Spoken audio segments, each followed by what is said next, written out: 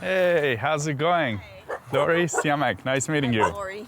Nice meeting Nice you. to meet you, Jim, Siyamak. very nice It's a meeting pleasure. you. Yeah, it's great to What do you meet you. think of the Georgetown Divide? It's awesome, it's great. It's Very a beautiful place. Beautiful place. We moved the first part of August of last year, so we've been gone just a little over a year. You know, we were living here in Georgetown on the Georgetown Divide, and it's all timber, it's all trees.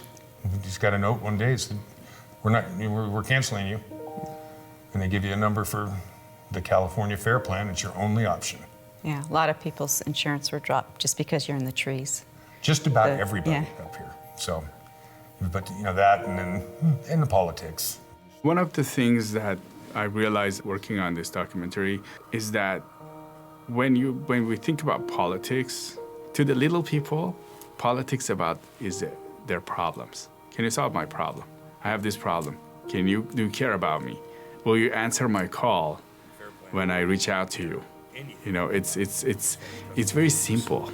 And it went from being a few $100s to a few $1,000s. Why was your insurance coverage dropped? Because of fire danger.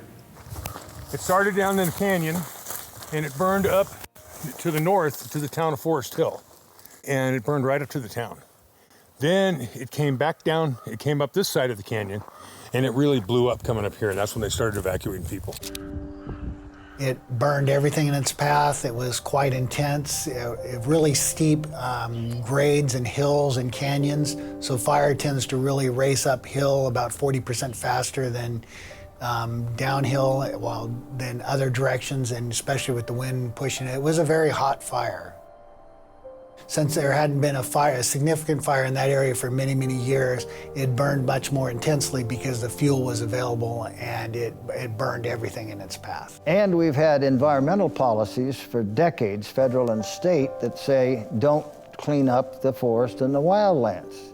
Just let it grow. Don't clean it up, just leave it be. Well, now we're reaping the rewards of that. So by overprotecting the forest and the wildlands, we've harmed them. The fuel has grown out of control.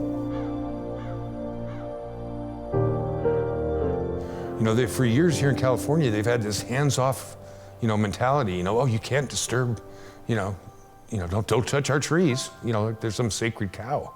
You're not supposed to rake the pine needles away from the base of a tree. It's just a mess. I mean, trees fall down, they rot, and pine cones and limbs, and It's really thick with vegetation. Are these trees dead now? Or Yes, they're all. If they're not dead, they're going to be dead. And there was a few people down there that lost their homes, right? Yeah, that house coming in on the right-hand side, there's a metal barn roof, and there's a sign that says Haybig, and they lost their home. Burned everything, it's all gone. They predicted that it was going to burn to the northwest, which was us. It was going to take us out. The house, a quarter mile from us, they were evacuated. And then we had our son Joey and tell him about his medical equipment. We'd have to set that up in our RV, or the travel trailer. 9 pieces of equipment plus all of his medical supplies and things you can't just, if you forget, run down to Walmart and grab. I mean, it's all prescription stuff, and so we had to make sure we had all of that. And then we had my parents next door, which they were both disabled, so it was, getting them ready to evacuate. The vegetation will come back, and you'll start seeing seedlings, trees coming back. Look at a tree like this. It's all burnt.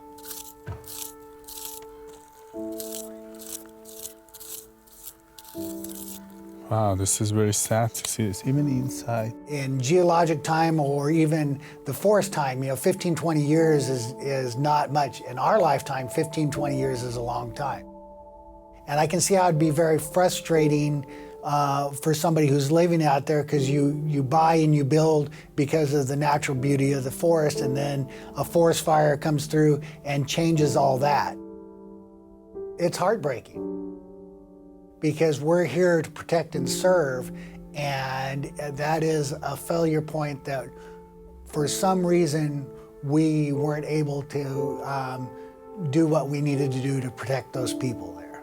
You can get into a long list of, okay, they didn't do enough work themselves or they built in the wrong place, but as a firefighter, I still see that as a point of failure on our part.